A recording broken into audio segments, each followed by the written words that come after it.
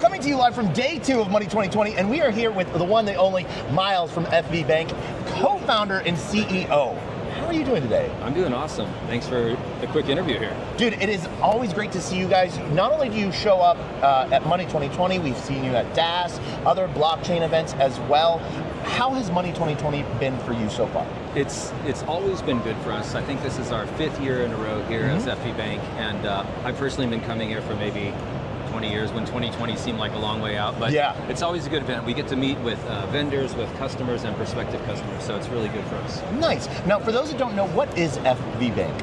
FV Bank is a bank, that's the way we always like to start out, but we're a very special bank. We're really, if you know what a Venn diagram is, we sit in the middle between a bank and digital assets, and we provide that interconnection between the two systems. So, you know, as an example, this is our 3rd year having stablecoins integrated directly to our bank accounts. Yep. So, you know, where else can you open a bank account and get a wallet address included? FV Bank. FV Bank. Now, where are you guys located in the world, and how many branches do you have, and where are you guys regulated? We are based in Puerto Rico. That is our only official office, but we have staff kind of all around the world. Remote. Yeah, remote working. Yep. And our customers are about 40% United States and then 55% rest of the world, with really a concentration in Latin America and Asia. Nice. And how have you guys seen, so the question is, do you guys have a Fed account? We do not. Okay. Yeah. All right. Now, have you seen the fight that Caitlin Long's been going through?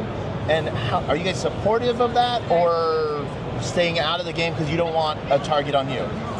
We're not in support of fighting with regulators. We think we need to work with regulators.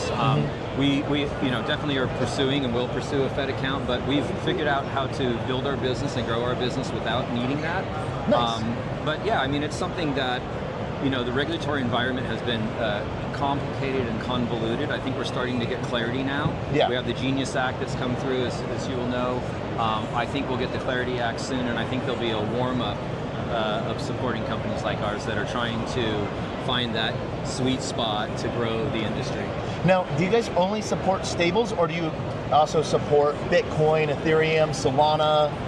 Yeah, so we're really unique in that we're also a digital asset custodian. So we have full digital asset custody capability.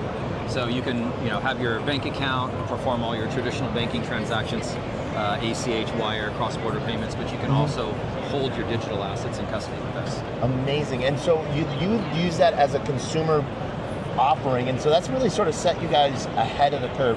And for anyone that's wondering, like, how easy is it to set up an FV Bank account?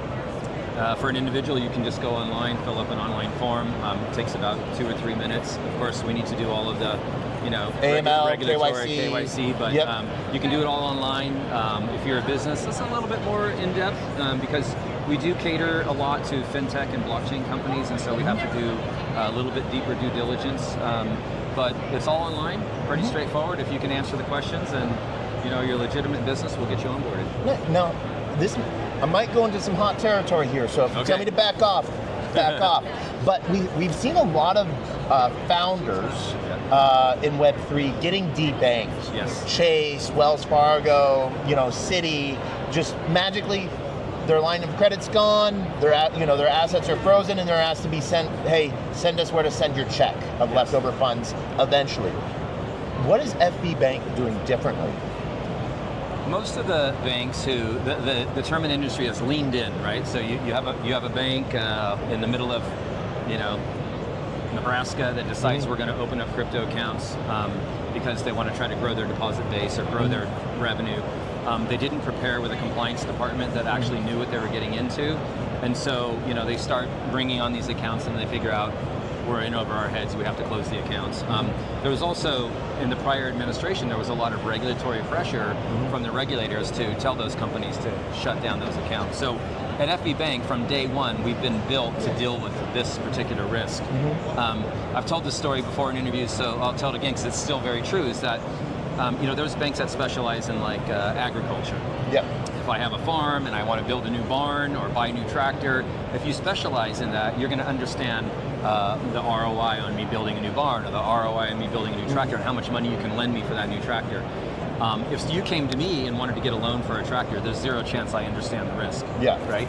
But if you come to us and you're in the fintech or blockchain space, we understand the risks. And we've built our company from the ground up to understand those risks. And that's why, through the crisis that took place in 23, when a lot of banks were being shut down, we did not. Like SVB as well.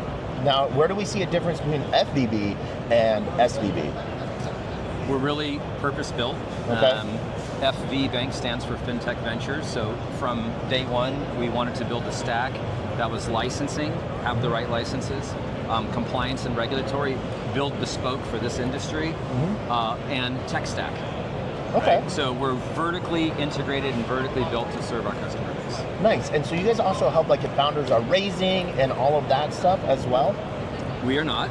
Okay. We are. I'm happy to say that we're a growing and profitable company, and we're not out in the market raising capital right now. No. If founders, you're doing the managed accounts for them if they're raising. Oh yeah. Yeah. Absolutely. I mean, we have a lot of, I'll call them, safe, SAF, or Series A's companies that come to us that need to open up a bank account. They're in the crypto or blockchain space and they need a bank account, and we're certainly there to help them out. Awesome. So what I heard out of all of that though, there's not going to be an FVB bank token.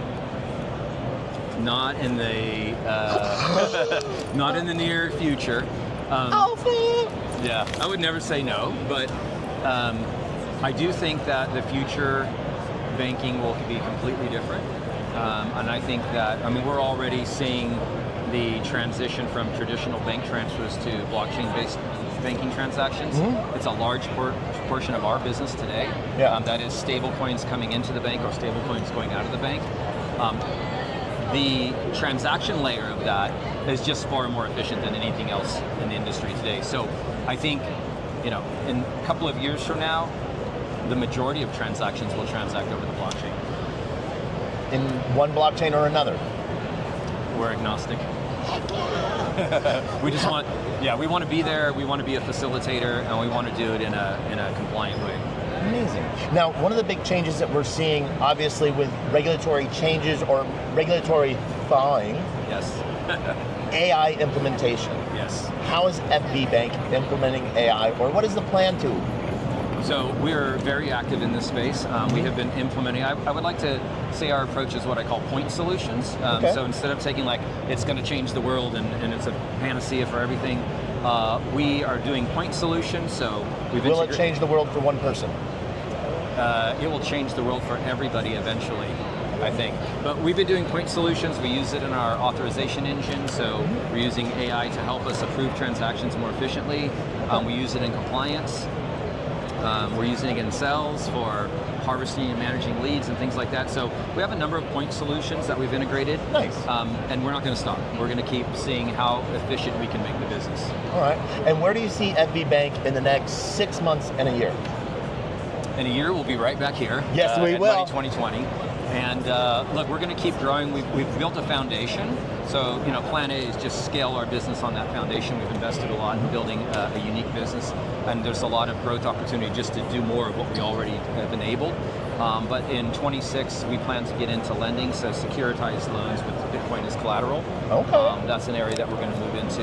And then we're also expanding our BIN sponsorship business. So traditionally, we've only issued Visa cards for FB Bank customers. In 26, we will be launching our BIN sponsorship program where we'll help other brands issue cards throughout Latin America and Asia. Nice. That's pretty cool. All right, so as we wrap this up, any last things you want to say, anything about Money 2020, any interesting talks you have coming up that you're looking forward to, or what you had for breakfast?